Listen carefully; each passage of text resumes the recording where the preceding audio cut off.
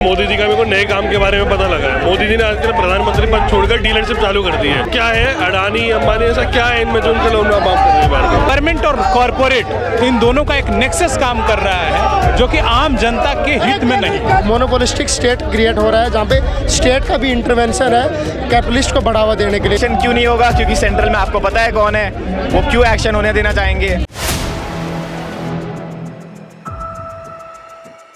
नमस्कार, 4 PM दिल्ली देख रहे हैं आप और मैं हूं आपके साथ शाहीन खान। इस समय मैं कांग्रेस के कह सकते हैं स्टूडेंट विंग के दफ्तर में मौजूद हूं, जहां पर आज NSUI जो कि कांग्रेस का छात्र विंग है, वो अडानी जो कि देश और दुनिया के जाने माने उद्योगपति हैं, उनके खिलाफ यहां पर प्रोटेस्ट कर रहा है। क्योंकि बताया जा रहा है कि अमेरिका में बड़े धोखेधड़ी के आरोप और वारंट, गिरफ्तारी के वारंट जारी हुए हैं अडानी जी के ऊपर, और उसी कंटेक्स्ट में यहाँ पर जो प्रोटेस्ट किया जा रहा है, मांग की जा रही है कि गिरफ्तारी हो। आपको बता दें, राहुल गांधी ने बाकायदा इस मुद्दे को लेकर के एक प्रेस कॉन्फ्रेंस की है और अडानी और PM मोदी पर साठ घाट का आरोप लगाया है, यानी कि बड़े आरोप लगाए गए। साथ ही राहुल गांधी ने कहा है कि इस पूरे मामले में गिरफ्तारी होनी चाहिए। हालांकि गिरफ्तारी नहीं होगी क्योंकि देश में PM मोदी और उनके जो करीबी लोग हैं वो लगातार अडानी को संरक्षण दे रहे हैं, बचाने की कोशिश कर रहे हैं। और देख सकते हैं तमाम छात्र यहाँ पर जो है इकट्ठे हो चुके हैं, आक्रोशित नजर आ रहे हैं। वरुण चौधरी जो कि NSUI के यहाँ पर कह सकते हैं आपकी प्रेसिडेंट हैं, उन्हीं की अगुवाई में पूरे तरीके से प्रोटेस्ट किया जा रहा है। तमाम छात्र यहाँ पर है जो इनका कहना है कि अडानी चोर है और उनको कहीं ना कहीं PM मोदी बचा रहे हैं। कुछ लोग हैं यहाँ पर। आप लोग क्यों प्रोटेस्ट यहाँ पर कर रहे हैं? चलो क्योंकि ये मोदी जी का मेरे को नए काम के बारे में पता लगा है। मोदी जी ने आजकल प्रधानमंत्री पद छोड़कर डीलरशिप चालू कर दी है। अगर आपको कोई भी कॉन्ट्रैक्ट चाहिए, 2200 करोड़ रिश्वत दीजिए, कॉन्ट्रैक्ट ले लीजिए। तो ये प्रोटेस्ट इसीलिए है कि अगर आपको कॉन्ट्रैक्ट देने ही है तो वर्ल्ड में इतनी बदनामी क्यों करवा रहे हो? आप घर घर कॉन्ट्रैक्ट बांटो ना, जो छोटे ठेकेदार उनको कॉन्ट्रैक्ट दो ना। अडानी से आपका ऐसा क्या रिलेशन है जो उनको कॉन्ट्रैक्ट दे रहे हो आप लोग? आपको जो आरोप लगे हैं अमेरिका में, उनमें कोई सच्चाई लगती है अडानी? मैडम बिल्कुल उनकी सच्चाई, उसमें सच्चाई क्यों नहीं? जब आपके पास बार बार लोन होता है, आप अडानी का तो लोन है वो माफ कर रहे हैं बार बार। ऐसा क्या है अडानी अंबानी ऐसा क्या है इनमें जो उनका लोन माफ कर रहे हैं बार बार? तो क्या जो लगातार राहुल गांधी कह रहे हैं रिश्ता क्या कहलाता है, वही यहाँ पर देखने को बिल्कुल ये रिश्ता कहीं ना कहीं तो बम फोड़ेगा। मुझे लगता है रिश्ते के अंदर कहीं ना कहीं कोई ना कोई गहराई है जिसकी बात पे मोदी अडानी। क्या गिरफ्तारी हो पाएगी? राहुल गांधी कह रहे हैं क्योंकि एक है तो सेफ की बात PM मोदी कह रहे हैं, इसलिए गिरफ्तारी नहीं। देखिए मोदी जी के तो घर के आदमी अडानी जी, अगर मोदी जी की चली तो उनकी गिरफ्तारी पॉसिबल नहीं है। लेकिन NSUI इनका डटकर विरोध करती रहेगी जब तक गिरफ्तारी नहीं होगी। NSUI विरोध करती रहेगी जब तक, याद है कि Adani the face of corporate corruption यहाँ पर कह रहे हैं। ऐसा आप क्यों कह रहे हैं? देखिए, अभी फिलहाल कुछ समय पहले आपको एक मामला दिखा होगा, एक कई सारे लोगों के नेताओं के आरोप भी है कि सरकार गिराने में हो चाहे सरकार बनाने में हो, वो तमाम चीज़ों में अंबानी और अडानी जैसे बड़े उद्योगपति इस देश में इन्वॉल्व होने लगे हैं। इस देश का भविष्य जो है वो कहीं ना कहीं कुछ पूंजीपतियों के हाथ में सिमटता चला जा रहा है। हर जगह आप देखें तमाम तरीके के जो नेचुरल रिसोर्सेज हैं इस देश के अंदर, चाहे वो तेल खदानों से लेकर के हो, चाहे तो किसी भी तरीके के नेचुरल रिसोर्स की बीडिंग में अडानी और अंबानी का ही रोल, मेजर रोल प्ले कैसे हो जाता है। देश के अंदर गरीबी लगातार बढ़ती जा रही है, लेकिन कुछ पूंजीपतियों का जो मुनाफा है, फायदा है, वो लगातार बढ़ता जा रहा है। ये एक संदेह के घेरे में डालता है कि कहीं सरकार और ये पूंजीपति मीन्स जो गवर्नमेंट और कॉर्पोरेट इन दोनों का एक नेक्सस काम कर रहा है जो कि आम जनता के हित में नहीं।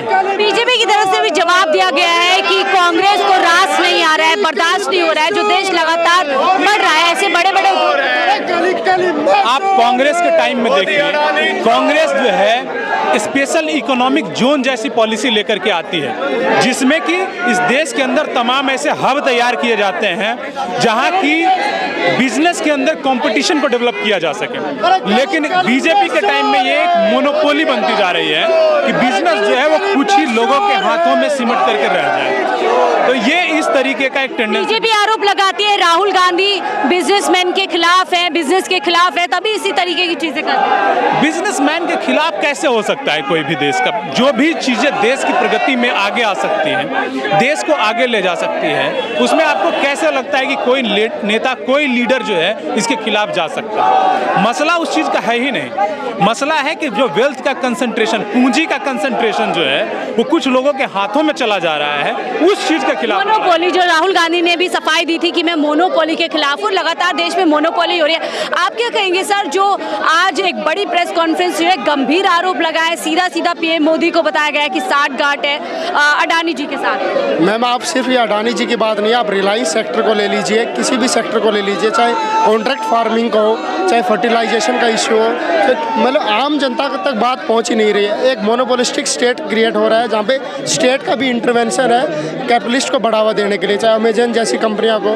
वहाँ पे सारा वेल्थ जो कॉन्सेंट्रेट हो रहा है वो एक 10%, 5% लोगों के पास आ रहा है। जो 95% जो देश की जनता है वो बेरोजगारी से जूझ रही है, महंगाई से जूझ रही है। राहुल गांधी जी ये चाहते हैं जो देश के रिसोर्सेज हैं, वेल्थ ऑफ द नेशन है, this should be distributed equally among the people of the country. उनके ऊपर आरोप लगता है कि वो एक्सरे कराना चाहते हैं देश का, और जो संसाधन है देश को वो सिलेक्टिव कम्युनिटी के पास पहुंचाना चाहते हैं। ये सिर्फ ये this is a politics of polarisation. ये माइनॉरिटीज़ के इशू को लेकर हिंदू मुसलमान करना ये सदा के लिए, ये हमेशा से ही देश को बांटने की कोशिश जो पॉलिटिकल पार्टीज कर रही हैं या जो आइडियोलॉजीज कर रही हैं, वो ये चाहती है कि राहुल गांधी जी जो सही बात, इशू की बात कर रहे हैं, उसको डाइवर्ट कर एक पर्टिकुलर इशू धर्म के नाम पर उसको शिफ्ट कर दिया जाए। चाहे हरियाणा के चुनाव हो, चाहे महाराष्ट्र के चुनाव हो, हर बात में हिंदू मुसलमान कर जो real issue of the nation है उनको डाइवर्ट करना। अब आपको लगता है कि ये मुद्दा जैसे गरमाया है, हमने देखा अभी महाराष्ट्र में पैसे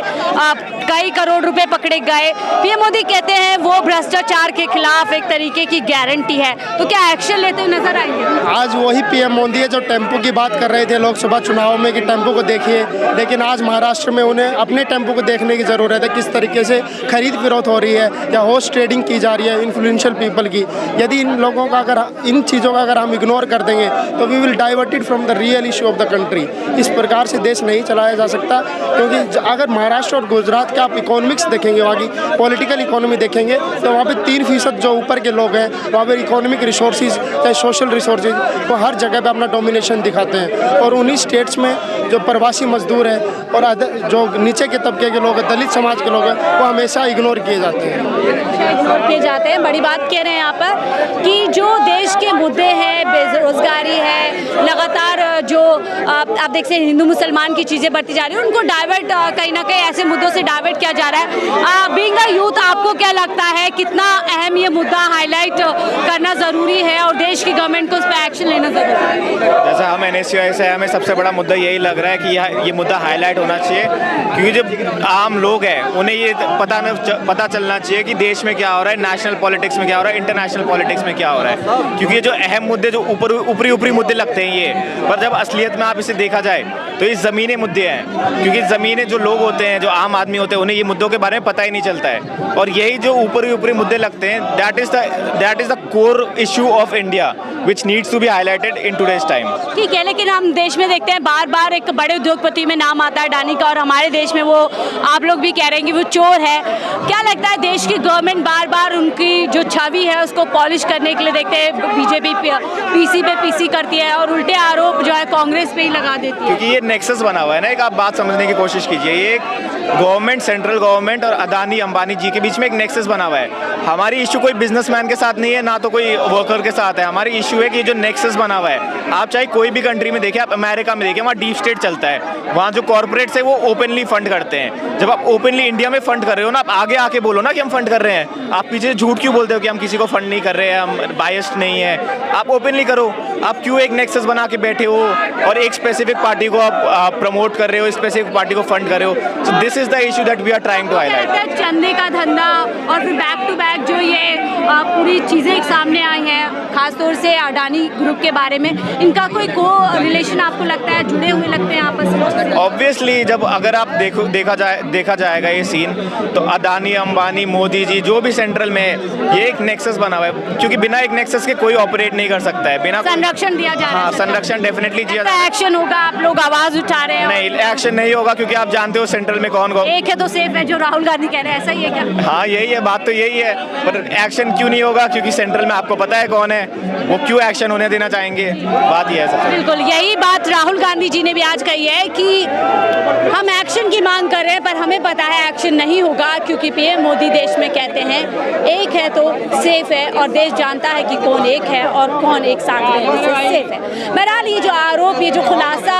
अडानी ग्रुप को लेकर के एक बार फिर से हुआ है, इस तमाम चीज़ों को लेकर के आप सबकी क्या राय है, आप जरूर साझा कीजिएगा। फिलहाल के लिए मुझे दीजिए इजाजत, आप देख रहे थे 4K।